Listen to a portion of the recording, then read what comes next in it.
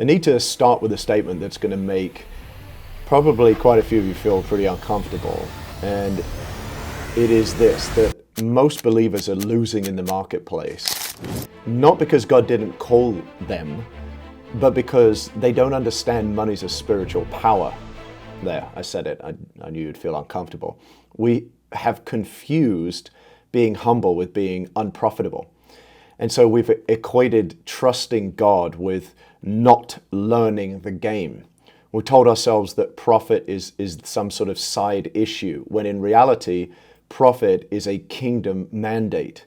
You know the Deuteronomy 8:18 passage, you shall remember the Lord your God, for it is he who gives you power to get wealth, that he may establish his covenant, which he swore to your fathers, as it is this day. So wealth is not an accident. It's a divine empowerment with a purpose. And if you don't have that locked in to your mind and heart, then you're going to stay trapped in what is a cycle of kind of a almost success. While the people with no kingdom assignment, they start buying up the very ground underneath your feet and calling it their own because someone's going to occupy. So hear me. You serve the God of increase, not the God of barely enough. This is your light. This is your revelation. Psalm 115 says, the Lord shall increase you more and more, you and your children. It's either reality inside you or it's not. Same as the Isaiah passage, Isaiah 54. It commands you, enlarge the place of your tent, stretch forth, lengthen your stakes.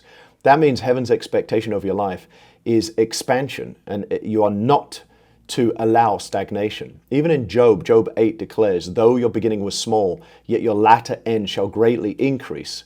You must see that your end is very, very big. You've got to see it. God shall make you exceedingly fruitful. Kings shall come out of you. So why are so many believers living small? They're staying broke. They're repeating almost endless cycles of sort of almost success. The reason is because really there's only two pathways in life. There is the natural man, and that man operates by instinct. And that man operates by logic. It's like a trial and error. It's exhausting. And there's an enormously high margin of failure there. The other pathway is the spiritual man. It's the kingdom. It's operating in submission to the Word of God, the leadership of the Holy Spirit. It's walking in heaven-directed accuracy. And that's why your profit is not optional. It needs to be on your life. Profitability is yours in the kingdom. It is the profitability, the revenue. It is proof that you are building with heaven's blueprint and not man's just guesswork. So, why is it that God cares about profit? Let's settle this. Let me give you this as a first part. I want to settle this once and for all. From this day forward, you shall know God cares about your profit, because profit fuels kingdom assignments. Profit is spiritual power. In the book of James, chapter 2:16, it says, if one of you says to them, go in peace, keep warm and well fed, but does nothing about their physical needs, what good is it? So prayer without provision is incomplete. It's like Gentiles' prayer. Vision without resources is frustration. It's not kingdom vision. It's people casting off restraint. Kingdom vision keeps resources flowing. Anointing without the multiplication is not heaven's anointing. I don't know what that is. That's a loud, screaming, motivational speech that moves emotion. I don't even know what that is. But kingdom anointing is multiplication that develops potential. Book of Proverbs 13:22 says the wealth of the sinner is laid up for the just. But the thing is, if the just are broke, unstructured, if the just are unprepared, then how are you going to handle the transfer? Please don't assume that buildings and Airbnbs and transportation routes and financial forecasts are going to just flood into the hands of those that don't know how to handle it. You see this in the parable of the talents. The multipliers get more. The one that buried his talent, actually, that went over to the one that made 5 into 5 more. So the one with 10, he actually ended up with 11. The maintainers, the one that bury it in the ground, they lose even what they have. Or more accurately, even what they do not have will be taken away from them. It's like a double negative in Scripture. It's like a forceful pressing point. And in there, the fearful servants are called wicked, not because they stole, but because they buried the potential. Kingdom profit is not greed. Kingdom profit is your ability to employ others and give them dignity. It's the work of investing in growth and not begging for survival. It's funding kingdom projects without hesitation, being the lender and not the borrower.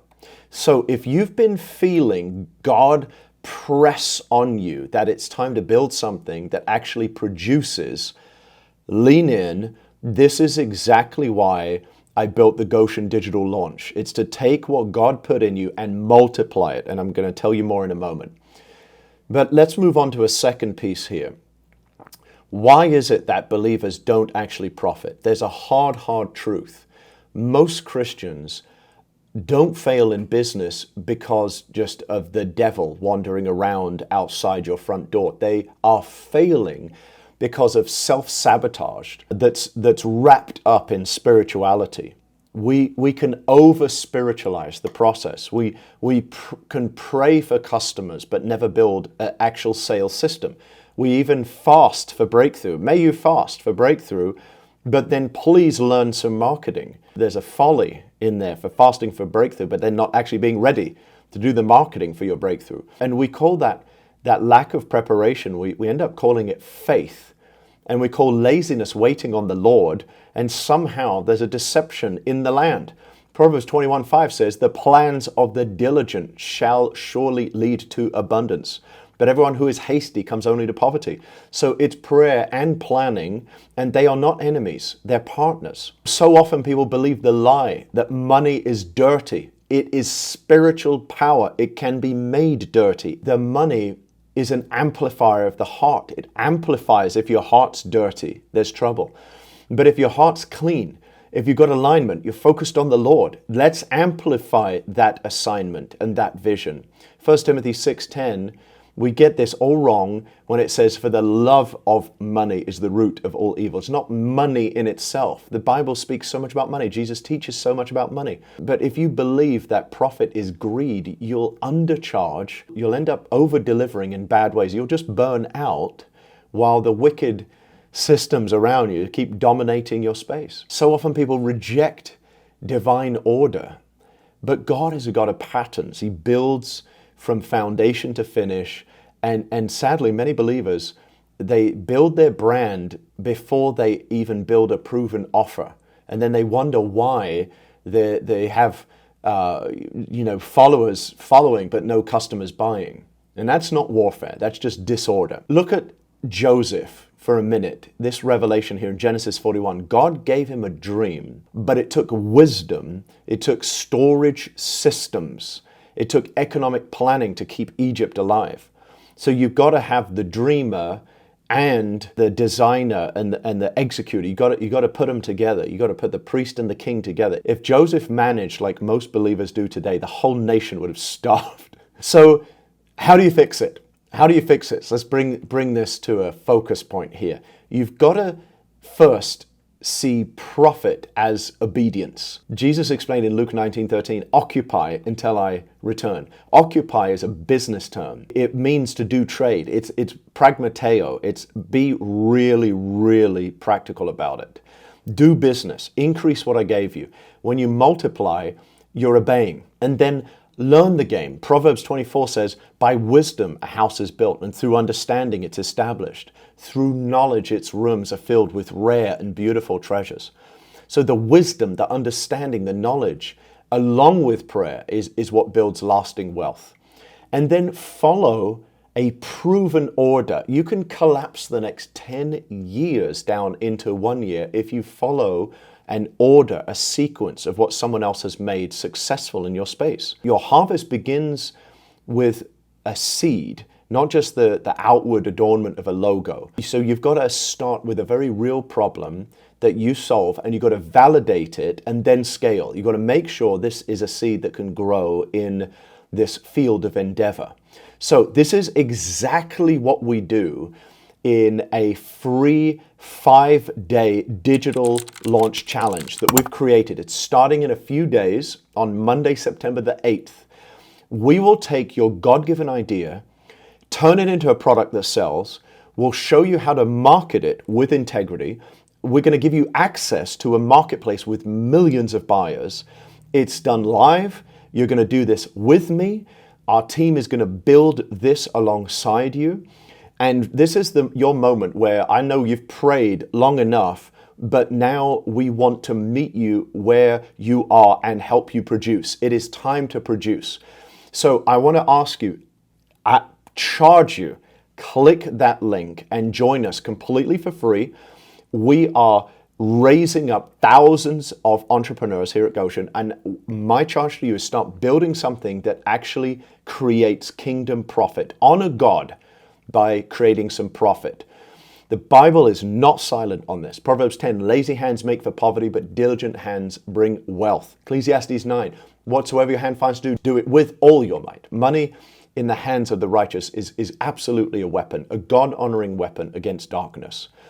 But when we reject profit, we're surrendering the field to the wicked. The borrower is servant to the lender. So it's time for the kingdom-minded citizens to invade the marketplace and start ruling in the marketplace. Not just having a calling to survive, but a calling to multiply. No more burying of the talents, no more apologizing for profit, but start building with boldness and increase and enlargement, and so that your faith and your zeal and your instruction just continues to grow to the fullness of day.